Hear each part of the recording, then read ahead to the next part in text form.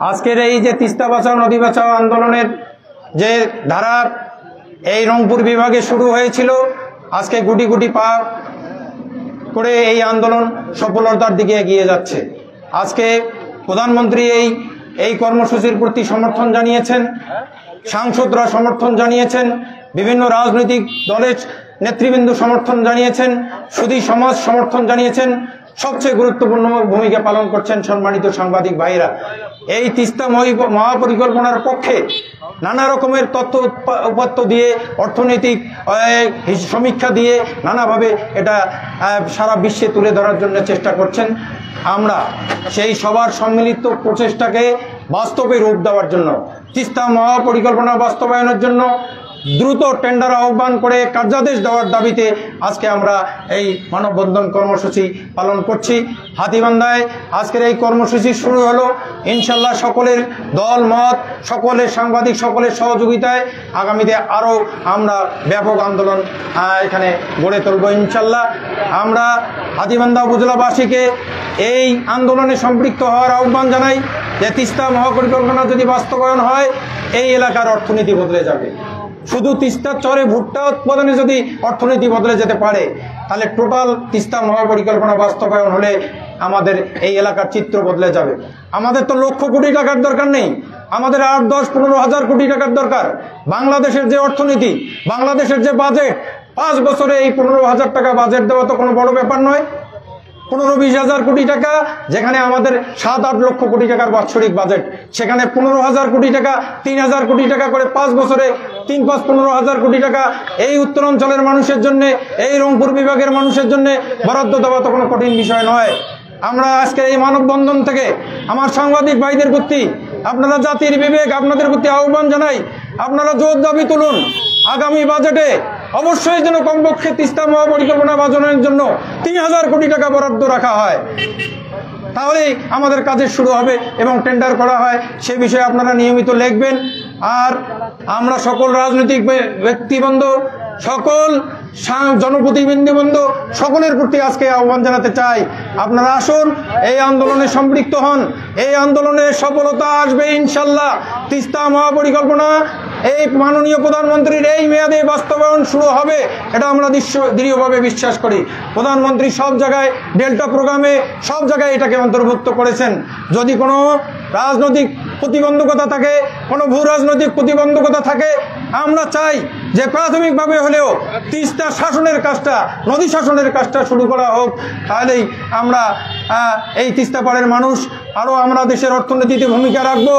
আমরা দেশের অর্থনৈতিক টাকাকে সচল করার জন্য 10-12% ভূমিকা জিডিপিতে রাখবো। এই এলাকার মানুষ আমরা সেটা অঙ্গীকার করতে চাই। তাহলে আগামী দিনের আন্দোলনে আপনারা সকলে অংশগ্রহণ করবেন। আজকে যারা এই প্রখর রোদে বিভিন্ন জায়গা থেকে এই আন্দোলনের প্রতি সংহতি জানিয়ে বিভিন্নভাবে কষ্ট করে আসছেন, ডাবুবাড়ি ইউনিয়ন পরিষদের পক্ষ থেকে এবং আমার ব্যক্তিগত পক্ষ থেকে আপনাদের প্রতি কৃতজ্ঞতা প্রকাশ করে আমি আমার বক্তব্য শেষ করছি। সকলকে ধন্যবাদ। এবারে বক্তব্য রাখবেন কেন্দ্রীয় কমিটির সাধারণ সম্পাদক মোহাম্মদ শফিউর রহমান। এবারে আপনাদের সামনে মূল্যবান বক্তব্য রাখবেন।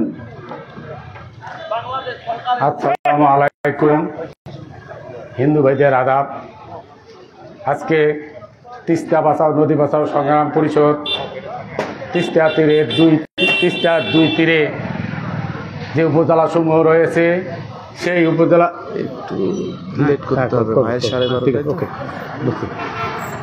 সেই উপজেলা সবে একযোগে মানববন্ধন চলছে। তার এই অংশ হিসাবে আজকে হাতীবান্ধা উপজেলার তিস্তা বাঁচাও নদী বাঁচাও সংগ্রাম পরিষদের এই আয়োজন, সেই আয়োজনে যারা উপস্থিত হয়েছেন তাদের সকলকে ধন্যবাদ।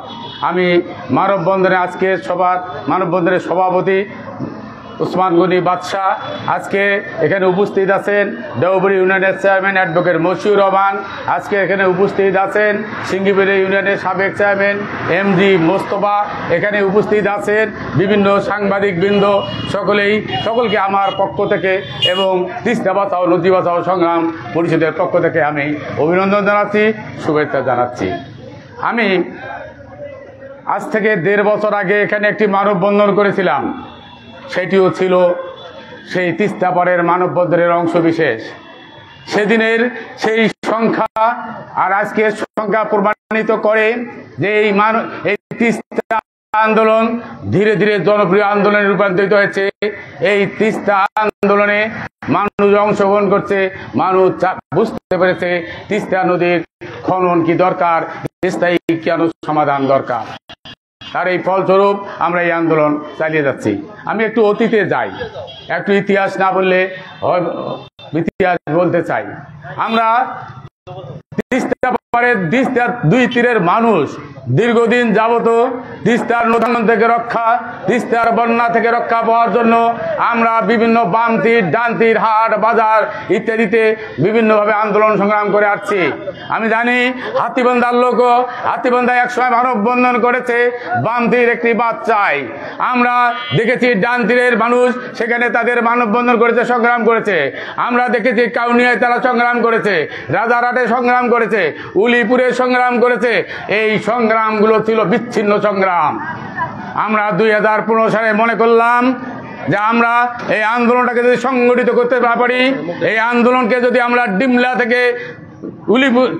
থেকে উলিপুর পর্যন্ত যদি আমরা এই আন্দোলনকে বিস্তৃত করতে না পারি, এই আন্দোলনকে সুসংগঠিত না করতে পারি, এই আন্দোলনকে যদি আমরা একসাথে কথা বলতে না পারি, কোনোদিনও এই তিস্তা পারের মানুষের দুর্ভোগ, তিস্তা পারের মানুষের যে অসহায়ত্ব সেটি বুঝবে না বলেই আমরা 2015 সালে গঠন করি তিস্তা বাঁচাও নদী বাঁচাও সংগ্রাম পরিষদ। আমরা 2015 সালের 29 নভেম্বর রংপুর পাবলিক লাইব্রেরি মাঠ থেকেই আমরা 6 দফা কর্মসূচি ঘোষণা করি। তার ধারাবাহিকতায় আমরা এই আন্দোলন চালিয়ে যাচ্ছি। আপনারা জানেন মাননীয় প্রধানমন্ত্রী চায়না ইয়েলো কোম্পানির মধ্য দিয়ে একটি জরিপ চালিয়েছিলেন, যে জরিপের মধ্য দিয়ে তিস্তা নদী যাতে না ভাঙে, তিস্তাকে যেন কাজে লাগানো যায়, তিস্তা যেন দেশের মানুষের প্রবৃত্তিতে কাজে লাগে, তিস্তার মানুষের জন্য দুঃখ লাঘব হয়, সে কারণে তিনি একটি কিন্তু তাদের দ্বারা সমীক্ষা করান। সেই সমীক্ষা হিসাবেই এই তাদের খরচ তৎকালীন হিসাব মতে 8,500 কোটি টাকা, যেটি আমরা বলছি তিস্তা মহাপরিকল্পনা। এটি 2020 সালে হওয়ার কথা। আমরা চেয়েছিলাম আমাদের 15 সাল থেকে যে আন্দোলনের ধারাবাহিকতা, সেই ধারাবাহিকতা আমরা মনে করেছিলাম মাননীয় প্রধানমন্ত্রী 2020 সালের 16 ডিসেম্বর এই তিস্তা মহাপরিকল্পনার কাজ উদ্বোধন করবেন, কারণ সেটি ছিল বাংলাদেশের সুবর্ণ জয়ন্তীর দিন, সেটি ছিল মুজিব শতবর্ষের। আমরা আশা করেছিলাম মুজিব শতবর্ষ এবং সুবর্ণ জয়ন্তীতেই মাননীয় প্রধানমন্ত্রী তিস্তাবাসীকে উপহার দেবে তিস্তা নদী খনন, তিস্তার যে স্থায়ী সমাধান, সেটি আমরা প্রত্যাশা করেছিলাম। আর প্রত্যাশা করেছিলাম বলেই আমরা 2020 সালের 1 নভেম্বর আমরা সেই সময়কার করোনাকে উপেক্ষা করে লক্ষ লক্ষ মানুষ তিস্তার 2 তীরে আমরা 230 কিলোমিটার ব্যাপী সেদিন মাননীয় প্রধানমন্ত্রীকে অভিনন্দন জানিয়ে আমরা সেদিন মানববন্ধন করেছিলাম। এরকম মানববন্ধন, নদীকে নিয়ে মানববন্ধন পৃথিবীর ইতিহাসে আর নাই এত বড় মানববন্ধন, যেটি আমরা 2020 সালের 1 নভেম্বর করেছিলাম। আমরা সেই ধারাবাহিক আন্দোলন চালিয়ে যাচ্ছি। আমরা পরবর্তীতে কি দেখলাম? পরবর্তীতে দেখলাম একটা শ্রেণী, একটা গোষ্ঠী, তারা ভূ রাজনৈতিক কারণ দেখিয়ে যাতে তিস্তা মহাপরিকল্পনা বাস্তবায়ন না হয়, তিস্তা যদি খনন না হয় ইত্যাদি বিষয়ে তারা অপপ্রচার চালালো। তারা বিভিন্ন মিডিয়া থেকে শুরু করে তারা সেই কথাগুলো বলা শুরু করলো এবং স্থানীয় অনেক এনজিও, স্থানীয় অনেক দালাল টাউট, তারা এখন পর্যন্ত যাতে তিস্তা মহাপরিকল্পনা বাস্তবায়ন না হয় সেই ব্যাপারে তারা সোচ্চার। তারা বলছে পরিবেশ ধ্বংস হবে। হাওড়ে যখন বাঁধ হয় তখন পরিবেশ নিয়ে তারা কথা বলে না, যখন বিভিন্ন নদীর কাজ হচ্ছে তখন পরিবেশ নিয়ে কথা বলে না, যখন রংপুরের একটি কাজ হাতে নিচ্ছে মাননীয় প্রধানমন্ত্রী তখন পরিবেশবাদীদের গা জ্বালা শুরু করে। আমি তাদের উদ্দেশ্যে বলতে চাই, আপনারা জান যে তিস্তা নদী আমি ছোটবেলায় দেখেছি 1 হইতে 1.5 কিলোমিটার, সেই তিস্তা নদী আজকে হাতিবান্ধা থেকে সিন্ধুনা পর্যন্ত, সিন্ধুনা চর পর্যন্ত, সেই তিস্তা নদী আজকে বনবাড়ি থেকে শৈলবাড়ি পর্যন্ত 8-10 কিলোমিটার প্রশস্ত। তাহলে এইখানকার গাছপালা, এইখানকার জীব বৈচিত্র্য, সেটি কি পরিবেশের পক্ষে গেছে? আপনারা ঘরে বসে কথা বলবেন না, বই পুস্তক দিয়ে না। আপনারা যদি বলতে চান, আপনারা যদি দেখতে চান, খরা মৌসুমে তিস্তা পারে 3 মাস থাকেন, বর্ষাকালে 3 মাস থাকেন। তিস্তা পারের মানুষ কিভাবে জীবন জীবিকা নির্বাহ করে, তিস্তা পারের মানুষ কিভাবে বন্যা খরায় জর্জরিত, তিস্তা পারের মানুষ কিভাবে নদী ভাঙ্গনে জর্জরিত, তিস্তা পারের মানুষ কিভাবে নিঃস্ব হচ্ছে। তাহলে পরিবেশ কাকে বলে আমাদের শেখাতে আসেন না। পরিবেশ দেখে খালি বই পড়ে নয়, তিস্তা পারের মাঝে থেকে আপনারা উপলব্ধি করেন তিস্তা পারের পরিবেশ কতটুকু ঠিক আছে, আর যদি ঠিক না থাকে ঠিক করতে গেলে কি করতে হবে, সেইটাই হচ্ছে তিস্তা মহাপরিকল্পনা। আজকে আমি বলবো, আমি স্পষ্টভাবে বলি যে আজকে একদিকে আমাদের এই আন্দোলন ধারাবাহিক চলছে। শুরুতে অনেকে অনেক কিছু বলতো, এরা হয়তো চীনের থেকে টাকা পায়, বাইরের থেকে টাকা পায়। আজকে আপনারা যারা আছেন হাতীবান্ধাবাসী দেখেন, 15 সাল থেকে 24 সাল এই 9 বছরে কোনোখানে কোনো টাকা ব্যয় করে আমাদের এই প্রোগ্রাম হয়েছে কিনা। আজকে মানুষ তার প্রয়োজনে, মানুষ জানে কেন তিস্তা নদী খনন দরকার, তিস্তা বারু মানুষ জানে আজকে কেন তারা এত কষ্ট করে এই রোদে খরায় তারা এখানে কাজ কাম ফেলে ভুট্টা দোলা বাদ দিয়ে আজকে এখানে দাঁড়িয়েছে। একটি কারণ, তারা চায় তিস্তা নদীর স্থায়ী সমাধান। তারা চায় তাদের বাবা মার কবর যেন আর ভেঙে না যায়, তারা মারা গেলে তাদের সন্তানরা যেন তার কবর জিয়ারত করতে পারে, এ ধরনের আশা তাদের আছে, আমারও আছে। আমরা পারি না। আর মাননীয় প্রধানমন্ত্রী, আপনি প্রতি বছর গোপালগঞ্জে যান, আপনার কবর জিয়ারত করেন। আপনার কাছেও যেমন আমার বাবার কবর, আমার কাছেও তেমনি আমার বাবার কবর, তিস্তা পারের মানুষেরও তেমনি বাবা মায়ের কবর, ভাই বোন আত্মীয় স্বজনের কবর। তারাও প্রত্যাশা করে, তারাও আশা করে আমি বছরে একবার হলো বাবা মার কবর জিয়ারত করতে চাই। আছে তিস্তা পারে কোনো কবর? 8-10 কিলোমিটার থেকে কোনো কবরস্থান নাই। আমরা আমাদের বাবা মায়ের কবরস্থানকে আমরা জিয়ারত করতে পারি না, তাদের জন্য দোয়া করতে পারি না। এর চেয়ে বড় দুঃখ কি হতে পারে? আজকে তিস্তা পারে 8-10 কিলোমিটার প্রশস্ত। কোন জায়গায় কি একটি মাধ্যমিক বিদ্যালয় আছে? প্রাথমিক বিদ্যালয় আজ এখানে আছে, কালকে ওখানে। স্বাস্থ্য ক্লিনিক আজ এখানে, কালকে ওখানে। তিস্তা পারের মানুষ কি মানুষ না? তারা কি ট্যাক্স দেয় না? তারা কি দেশের অর্থনীতিকে সচল রাখার জন্য তারা কি কৃষিতে কাজ করছে না? রোদে পুড়ে তারা কাজ করছে, কিন্তু তাদের দিকে তাকানোর কেউ নাই। আজকে মাননীয় প্রধানমন্ত্রী ধন্যবাদ জানাই, আপনি এই বিষয়টি উপলব্ধি করেই তিস্তা মহাকরণা গ্রহণ করছেন। কিন্তু আমরা নিরাশ, আমরা হতাশ। আমরা দীর্ঘদিন দেখতেছি 20 সাল থেকে 24 সাল পর্যন্ত আমরা আন্দোলন সংগ্রাম করছি, আমরা দেখছি, কিন্তু কেন এটি আটকে আছে, কেন এখন পর্যন্ত শুরু করতে পারি নাই, এটি আমরা জানি না। আমরা রংপুর বিভাগ, বাংলাদেশে 8টি বিভাগ, তার মধ্যে একটি বিভাগ রংপুর। 8টি বিভাগের মধ্যে সবচেয়ে গরিব বিভাগ হচ্ছে রংপুর। জাতির জনক বঙ্গবন্ধু 1971 সালে যে মুক্তিযুদ্ধের নেতৃত্ব দিয়েছিলেন, তার একটি লক্ষ্য ছিল বৈষম্য রোধ করা। এলাকায় এলাকায় বৈষম্য, মানুষে মানুষে বৈষম্য, এটি রোধ করার প্রত্যয় নিয়ে সেদিন যুদ্ধ হয়েছিল, বাংলাদেশ স্বাধীন হয়েছিল। আজকে আমরা কি দেখছি? আজকে রংপুর বিভাগ বৈষম্যের শিকার। কি বৈষম্য?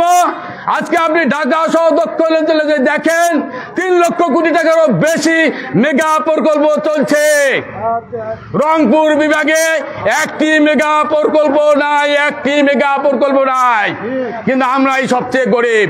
আজকে রংপুর বিভাগে গড় দারিদ্র্যের হার 20 ভাগ, রংপুর বিভাগে গড় দারিদ্র্যের হার 47 ভাগ, আর নারায়ণগঞ্জের দারিদ্র্যের হার 2.3 ভাগ।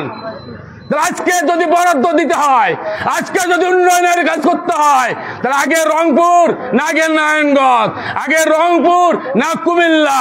আমি কারো বিরোধিতা করতে চাই না, আমি সমতা চাই।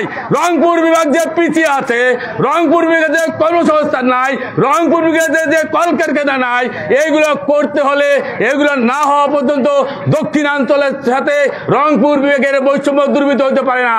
আজকে আমার সন্তানেরা, আমার ভাইয়েরা, আমার বোনেরা তাদের কাজ নাই, শিল্প কলকারখানায় তারা গার্মেন্টে যে ঢাকায় কাজ করছে, কাজের বুয়া সেজে বাড়িতে বাড়িতে কাজ করে, এই তারা ঝুলে ঝুলে ঈদের সময় যায়, ঝুলে ঝুলে ঈদ করতে বাবা দেখা করতে বাড়িতে আসে, এই কষ্ট সীমাহীন।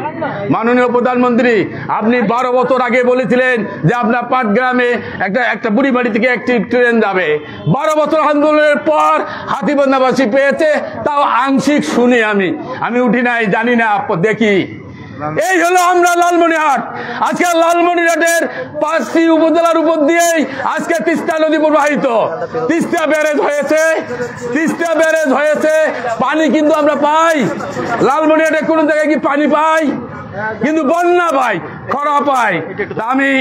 আমি এই জন্য বলবো, আজকে আমরা তিস্তা বাঁচাও নদী বাঁচাও সংগ্রাম পরিষদ, আমরা আজকে 12টি উপজেলায় তিস্তা পারের 2 তীরের 12টি উপজেলায় একযোগে মানববন্ধন এবং মাননীয় প্রধানমন্ত্রী গত 2 আগস্ট রংপুর জেলা স্কুলের মাঠে যে ঘোষণা দিয়ে গেছেন, তিনি বলেছেন আমাদের তিস্তা মহাপরিকল্পনা সেটাও আমরা বাস্তবায়ন করব, তার উপর আস্থা রাখতে চাই। কিন্তু কি দেখছি, এখন পর্যন্ত আমরা সেটির কোনো মুখ দেখছি না। এই কারণে আবারও তিস্তা বাঁচাও নদী বাঁচাও সংগ্রাম পরিষদ আজকে তিস্তার 2 তীরে 12টি উপজেলা ইউনিয়নের মাধ্যমে আমরা মাননীয় প্রধানমন্ত্রীকে স্মারকলিপি প্রদান করব। আমরা চাই অনতি বিলম্বে তিস্তা মহাপরিকল্পনা বাস্তবায়ন করা হোক। যারা বলছেন এদেশের টাকা সে দেশের টাকা, তাদের উদ্দেশ্যে বলতে চাই, পদ্মা সেতু যদি নিজের টাকা হতে পারে, পদ্মা সেতুর মতো জায়গায় যদি লক্ষ লক্ষ কোটি টাকা খরচ করে দিয়ে পদ্মা সেতু হতে পারে, কেন আমাদের তিস্তা মহাপরিকল্পনা মাত্র 8.5 কোটি টাকা কেন নিজস্ব টাকায় করা সম্ভব নয়? আমরা বলছি না 1 বছরেই করতে হবে, আমরা জানি দেশের অর্থনীতি, আমরা বুঝি, আমরাও বাংলাদেশের মানুষ, আমরাও তাদেরকে নিয়ে হিসাব করি, তাদেরকে নিয়ে চিন্তা করি, তাদের বাইরে আমরা নই। সুতরাং আপনি 3 বছর বা 5 বছরের প্রকল্প নেন, এই টাকাকে ভাগ করে আপনি কাজে হাত দেন। আমরা নদী ভাঙন থেকে রক্ষা চাই। আমি একটা কথা বলি, গতবার অক্টোবর মাসে বিশাল বন্যা হয়েছে, ভারতের সেনাবাহিনী মারা গেছে, অনেক লাশ আমরা তিস্তা নদীতে পেয়েছি, সব মাছ মরে গেছে। এরকম একটি বন্যা অক্টোবর মাসে হয়েছে। তারপরে কি হয়েছে, তিস্তার যে বুক উঁচু, সেই তিস্তার বুক আরো 1.5 ফিট 2 ফিট উঁচু হয়েছে। এবার বর্ষা আসতেছে আজ 1 মাস পর। আমি আশঙ্কিত তিস্তাপাড়ের মানুষ হিসাবে, আমি আজকে শঙ্কিত তিস্তাপাড়ের মানুষ হিসাবে, এবারের বন্যায় এবারের যে পানি আসবে, কোন চ্যানেল দিয়ে পানি পতিত হবে মাটি দিকে, আমি সেটা দেখতে পাচ্ছি না। কারণ খরার সময় তিস্তায় পানি নাই, পানি ফেরত যায় না, আবার বর্ষাকালে তখন আবার পানি আসে অতিরিক্ত। এবার যে নদী ভাঙনের সৃষ্টি হবে, এবারে যে তিস্তা মানুষের যে দুর্ভোগ আমরা আশঙ্কা করছি, এটি হয়তো আমাদের সচক্ষে দেখতে হবে। মাননীয় প্রধানমন্ত্রী, আপনার উদ্দেশ্যে বলতে চাই, আপনি জনদরদি, আপনি বাংলাদেশের অনেক উন্নয়ন করেছেন। রংপুরের পুত্রবধূ, রংপুরে আমাদের প্রধানমন্ত্রী, রংপুরে আমাদের স্পিকার, রংপুরে আমাদের বিরোধী দলীয় নেতা, সবকিছুই রংপুরে উন্নয়ন নাই। আমরা খালি নেতা দেখতে চাই না, আমরা রংপুরের উন্নয়ন চাই। আজকে আরেকটি কথা বলবো, মাননীয় প্রধানমন্ত্রী তিনি জলবায়ু নিয়ে সারা বিশ্বব্যাপী আলোড়ন সৃষ্টি করেছেন। জলবায়ুর যে পরিণতি, সেইটা থেকে রক্ষা করার জন্য তিনি কথা বলেন আন্তর্জাতিক ফোরামে। এইভাবে তিনি সারা বিশ্বে পরিচিত। সেই জলবায়ুর প্রভাব পড়েছে বাংলাদেশের মতন উন্নয়নশীল দেশগুলোর উপর। আজকে এই জলবায়ুর প্রভাব থেকে মুক্ত হওয়ার জন্য তিনি এই তিস্তা পরিকল্পনা গ্রহণ করেছেন। আজকে আমার কথা যে আজকে এই জলবায়ুর প্রভাব থেকে রক্ষা করতে গিয়ে আজকে খরা হচ্ছে, খরায় তিস্তাপাড়ের মানুষ প্রতিদিন ভুট্টা খেতে পারি নাই। এবার আগাম পেঁয়াজ উঠাইছে তারা, পেঁয়াজ আর কত পানি দিবে, পেঁয়াজের গাছ আর বেঁচে রাখা যাচ্ছে না। ভারত থেকে পেঁয়াজ আমদানি করার টাকা হয়, তিস্তা নদী খনন করলে তিস্তাপাড়ের মানুষ যে পেঁয়াজ আবাদ করবে, আমরা ভারত সহ অন্যান্য দেশে রপ্তানি করতে পারবো। আমদানির টাকা দেওয়া যায়, কিন্তু আমার কৃষক, আমার ভাইয়েরা উৎপাদন করবে, সে জায়গায় খেয়াল আমাদের রাখতে হবে। তাই একদিকে জলবায়ুর প্রভাব থেকে রক্ষা, অন্যদিকে আমাদের যে আমদানি নির্ভর যে ফসলগুলো আছে, সেই ফসলগুলো তিস্তাপাড়েই উৎপন্ন হয়, উৎপাদন করা সম্ভব এবং হচ্ছে, সেগুলোর দিকে আপনি নজর দিন, তিস্তা মহাপরিকল্পনা বাস্তবায়ন করুন। আরেকটি কথা বলবো, একটু আগে দেওবড়ি ইউনিয়নের চেয়ারম্যান বলেছেন, এবং যে আজকে দেখা যাচ্ছে তিস্তার মাঝে কিছু জমি ক্রয় করছে, কারা? নাম বলবো কোম্পানিগুলোর, সবাই চেনেন তাদের। তারা এই নদীর জমি খুঁজে বেড়াচ্ছেন, কিনছেন। যারা তিস্তা পারে থাকে না তাদের আগে খুঁজে বের করেন, তাদের জমিটা কেনেন। যে ভাইটা তিস্তা পারে থাকে শেষে এসে তাকে ধরেন। তারা কোন জায়গাটি খোঁজেন জানেন?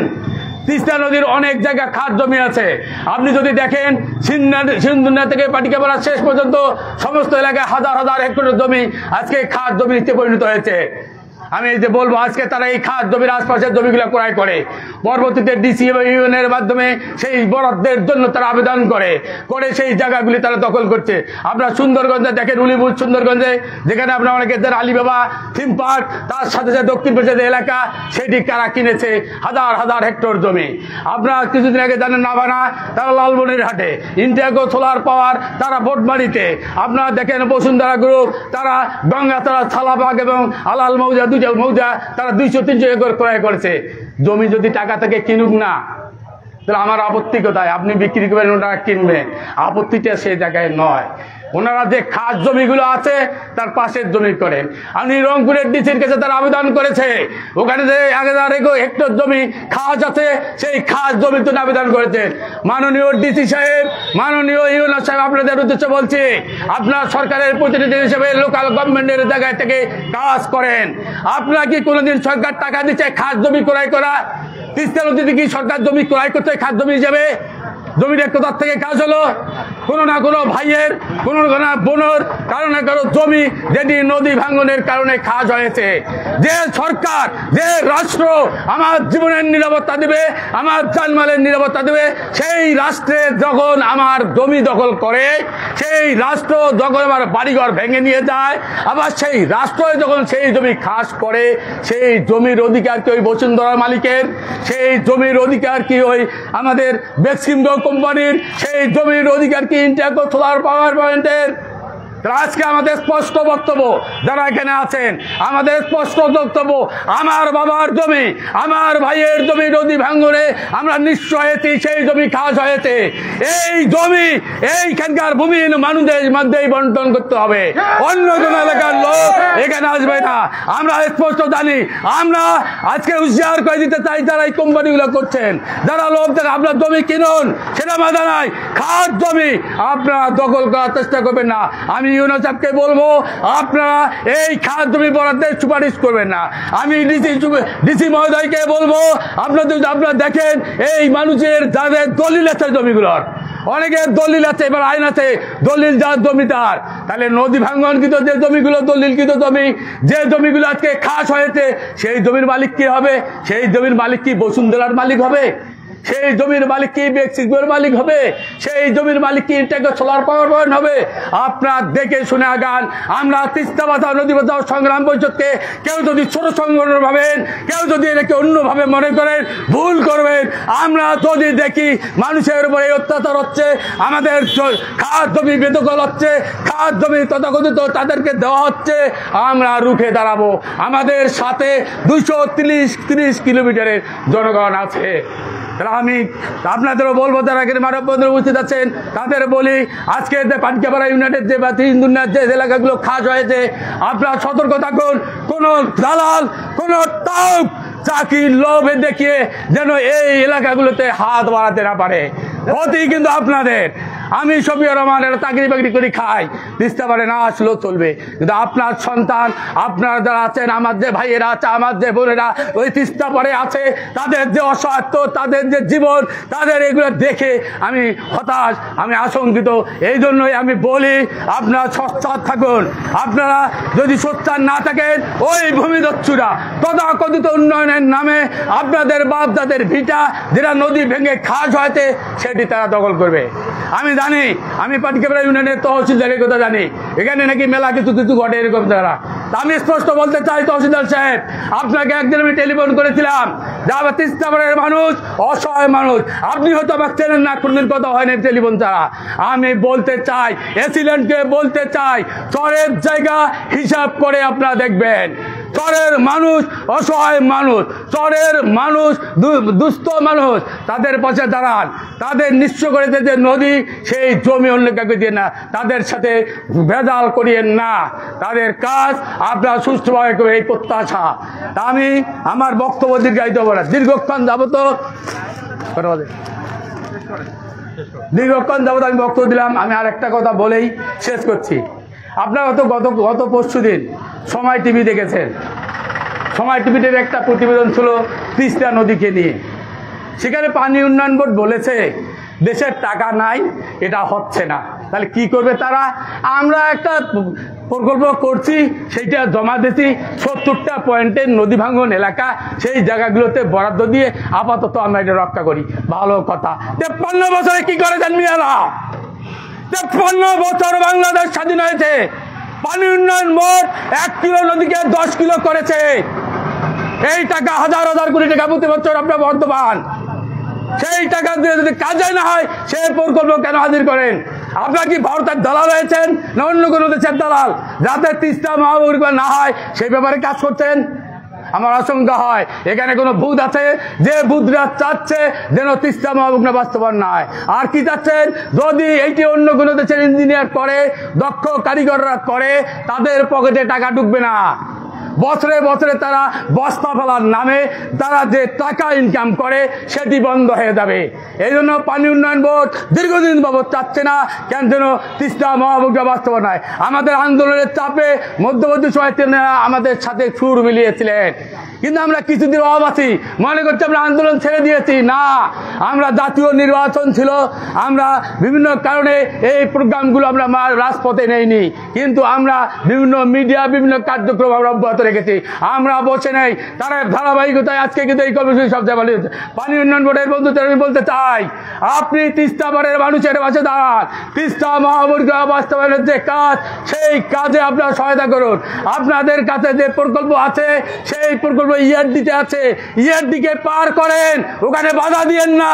ওখানে বাধা দিয়ে আপনারা তিস্তা পাড়ে আটকিয়ে রেখেছেন। আপনারা এটা জেনে রাখবেন, এই ঘোষণা মাননীয় প্রধানমন্ত্রীর ঘোষণা, শেখের বেটি যা বলে তাই করে।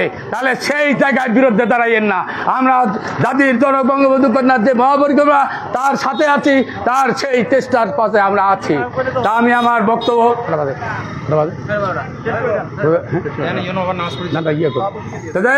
আমি বহুক্ষণ বক্তব্য, অনেক কথা আছে। আমি সিন্ধুনাথ যারা আছেন তাদেরকে আহ্বান রাখবো, বন্ধুরা আপনারা আপনাদের এলাকায় খাজনা